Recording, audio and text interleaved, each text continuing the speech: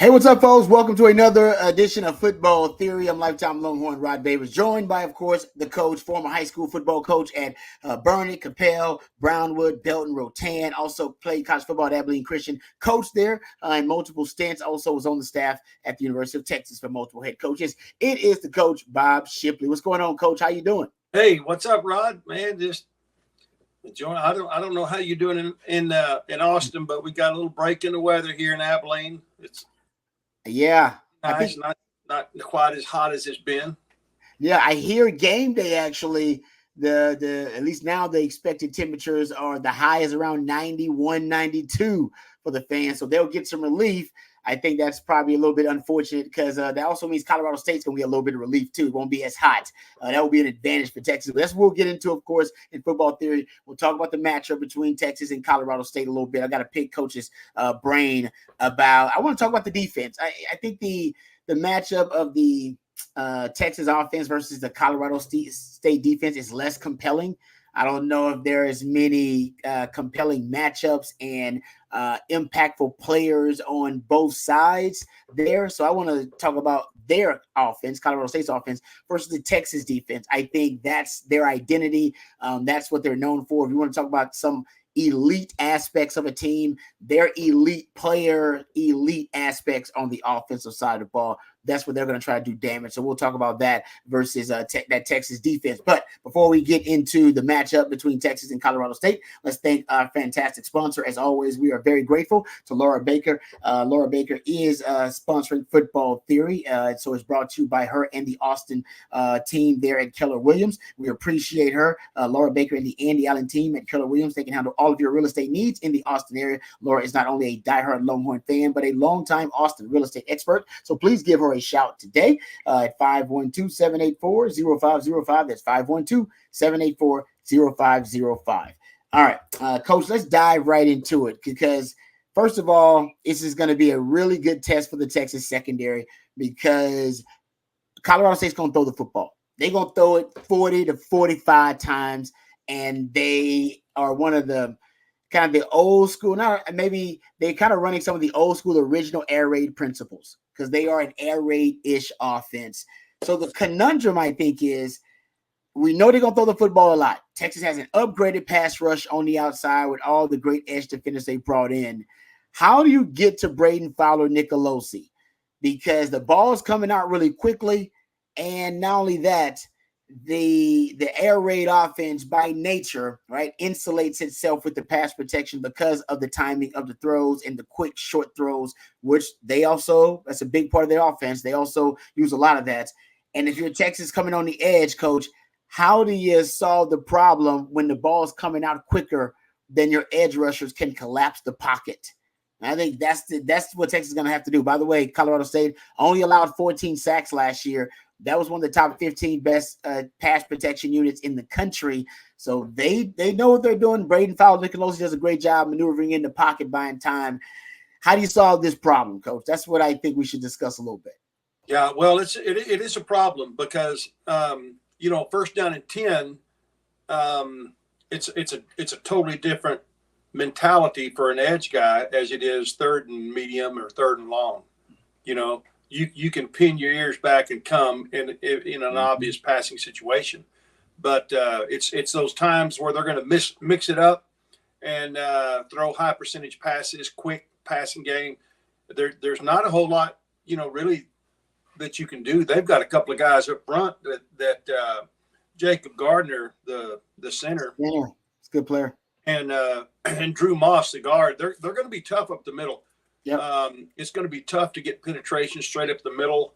Well, I think we'll have to do with our edge rushers, but even at that, you've got to get your hands up because it's a quick release. The ball's coming out fast. They're not going to let you hardly get pressure on them. But having said that, it's frustrating sometimes because your pressure has to be relentless. Mm-hmm. You have to keep coming. You're not getting there in time. Blah blah blah, and then of course you bring some heat off the edge, and it will get his attention real quick, maybe in the throwing lanes and get his eyes off of his receivers a little bit. But I look for us to be pretty base. We talked about this in the winning drive earlier this week, we talked about offensively and defensively, us being as base vanilla as we need to. So this is just going to come down to just not smash mouth, but just base stuff, me on you, us trying to slow down their passing game a little bit. But I don't think it's one of those you almost have to, and I'm not patient, so it's hard for me to do this defensively. You have to wait for them to make a mistake. You know? Yeah. I'm not very patient in doing that. And so it's a good thing I'm not calling the defense on Saturday because I want to make something happen right now, you know? No, I wouldn't. No, Coach, it's interesting because I Texas, to your point, I do think the interior of the offensive line for Colorado State, that's their strength. You brought up Jacob Gardner, who's really good, 45 starts, Drew Moss, 34 starts, even Alex Foster, left guard. He's got 17 starts under his belt. So even if you've got, like you said, get frustrated and you want to blitz the interior, you're getting tired of them dinking and dunking. You're like, no, man, I'm coming up the gut. We're going to collapse this pocket and we're going to blow it up and come from the interior. That's where they have the most experience. So they're probably better suited to deal with interior pressure than they are from pressure on the edge. But the system keeps the edge pressure from getting home because the ball's out so quickly. And this is what I think I would do, Coach.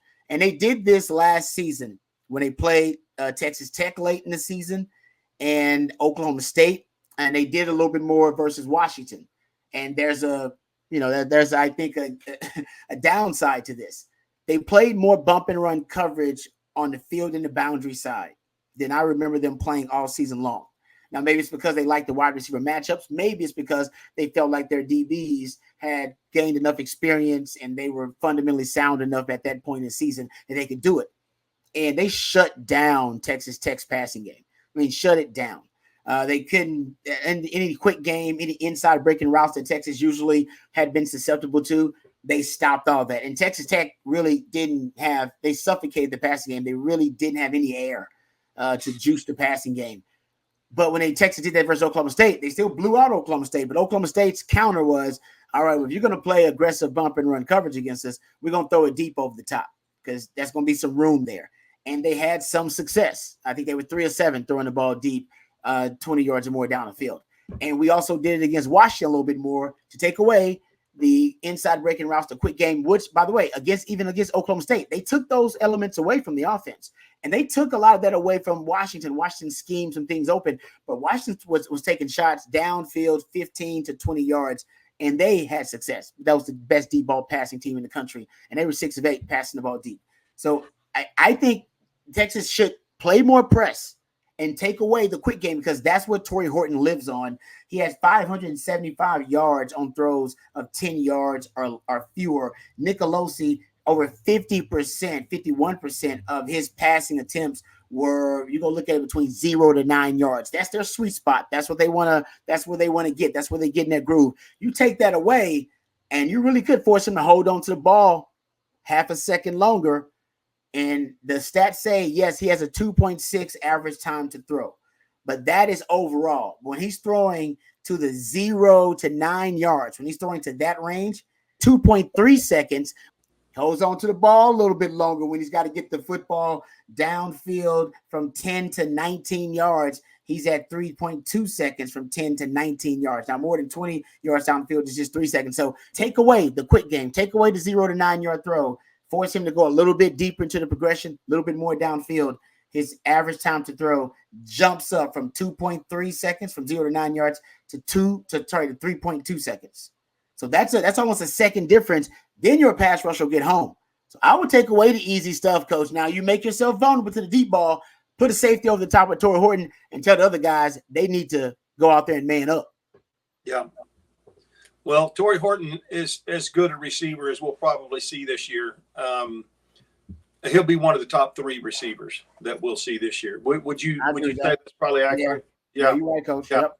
So, and again, we talked about this a little bit Monday's winning drive show.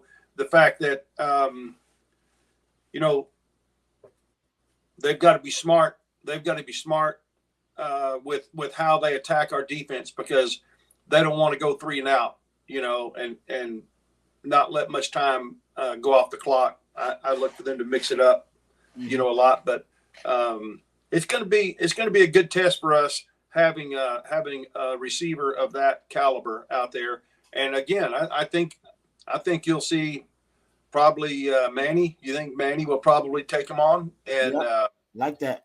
And then we'll just see what happens. And then if we need help over the top, then we can get some help over the top. But I don't think we're not gonna go out there trying to shut him down from the very first play. I can't imagine us giving him that much attention. Although he may prove to us that he deserves that much attention, and hopefully we'll do what we have to do as the game progresses. Yeah, they have. I mean, if you have to, I think early on, I would allow my DBs to challenge him and come down and take away. Not you said you don't have to roll coverage or have to double them. You could if you want to. I don't know if they have many of the proven commodities as weapons, so I'm not against just taking him out of the game. But the damage that he does is between 0 to 19 yards. After that, he's not much of a deep threat, even though he can run. He's got an average top speed of nearly 22 miles per hour. He can run. But they're not a very good deep ball passing team, Coach. They were 21 of 72 converting deep balls last year. They were 105th in deep ball passing grade by Pro Football Focus. Even Tory Horton, their best receiver, 5 of 27 converting deep balls, 20 yards or more down the field. So if now they may come in here and try to break tendency, which they could do, Coach. And that's a good way to break tendency. But if I'm defending what they do well, I would have to say that I want to take away the short intermediate stuff because I think that's where they want to make most of their production is for Texas. So I will see if they play more press. They did toward the end of last year, Coach, and that was obviously Ryan Watson's in the NFL now, and so you got a different secondary altogether. No Jaron Thompson, Keaton Crawford's different. Terrence Brooks obviously gone too. But I would allow those DBs, and maybe with Jahdae Barron, a guy you can move around. Maybe it's possible that if they move him around, because they don't move him around a lot, he's out wide, Coach, about 70% of the time. He's out wide and usually to the right side of the formation. We'll see if that holds. That's kind of where he's been. But since he's been at Colorado State, they've been moving him in the slot a little bit more. I bet they have him in the slot half the time versus Texas. I bet that half the time to try to find him a favorable matchup rather than and not allowing you to bump and run him and put your hands on him. Yeah.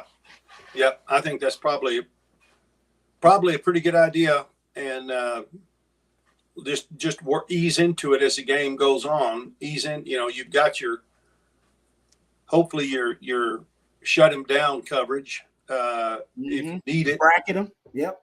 But I'm sure they've got, okay, well, if he's giving us troubles with this, then we'll change to this. And they'll have a progression, I'm sure, to shut him down. But it doesn't take long for a no-name guy to come in and have a big game when you are so focused on stopping one guy. And with the portal and everything, guys kind of slip under the radar sometimes. And they may have a guy that comes out. If they can find somebody opposite of him to take some pressure off of him, it would surely, help their offense. I'm sure they're hoping they'll have somebody that'll come through. One other thing about them putting him in the slot, they don't do it a lot. They keep this in mind. This is a stat from Pro Football Focus. Yards per route run. The record for yards per route run in the slot, Coach, is 4.96. Devontae Smith, Heisman winning season. Of course, Sark, the architect of the offense, one of the greatest wide receiver seasons we've ever seen, won the Heisman. That's the record, 4.96 yards per route run. If you look at yards per route run for Tory Horton, now versus man, he's around 2.74 yards per route run versus man coverage, and he's about 2.8 versus zone. So he's around close, 2.8, 2.7 versus man and zone. When they put him in the slot, his yards per route run is 4.18. So the all-time record is 4.96. When they put him in the slot for just being a slot receiver, the record is 4.96 by Devontae Smith. When they put Tory Horton in the slot, he's at 4.18. And usually he's hovering around 2.7, 2.8. He's a much more lethal, prolific receiver in the slot than he is on the outside. I think they put him in the slot a ton. I think that's the way they break tendency, Coach. He's got 21 forced missed tackles on the season.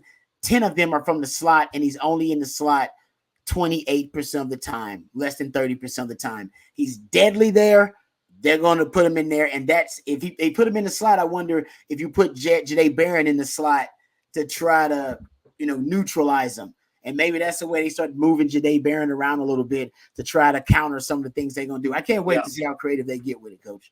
Yeah, I'm sure we'll see him shifting and motioning and, bumping in, bumping out, not letting us try to, get a hand on him when the ball snapped. So have him out of motion or out of a set where he's jumping to another formation, and when they snap the ball, and that'd be a smart way to do it, I think. And just hang on to the ball as long as you can, and just nickel and dime us, and hope that we get impatient. Yep. And tackling is going to be big, man. If they do actually complete some of those underneath passes, being able to tackle in space, the players have emphasized that. They live off the slants and in-breaking routes are kind of their money concepts in the passing game. We talked about the short 0 to 9 yards.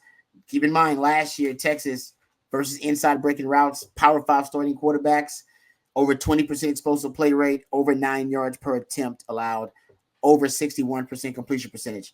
Inside breaking routes. If they don't emphasize leverage, Coach, it could come back to haunt them in this game. Yeah. Inside leverage is going to be really, really important. All right, good stuff there, Coach. Before we get out of here, let's thank our wonderful sponsor, Laura Baker and the Andy Allen team at Keller Williams Football Theory, brought to you by accomplished Austin realtor Laura Baker. Laura and the Andy Allen team at Keller Williams can handle all of your real estate needs in the Austin area. Laura is not only a diehard Longhorn fan, but a longtime Austin real estate expert. So please give her a shout today, 512-784-0505. That's 512-784-0505. Thank you very much to Laura Baker and her team over at Keller Williams. Coach, thank you for all the knowledge. Of course, we appreciate it. I grow smarter and smarter, a wiser football theorist every time I hang out with you. Thank all you guys out there for listening and for watching. Really appreciate you. Thank you to Laura Baker as well. And thank you to Matthew behind the scenes. Can't make it happen without him. And hopefully we're talking about a win next time we join you on Football Theory. And we're breaking down the Michigan Wolverines and that game plan. But in the meantime, until next time, hook 'em home.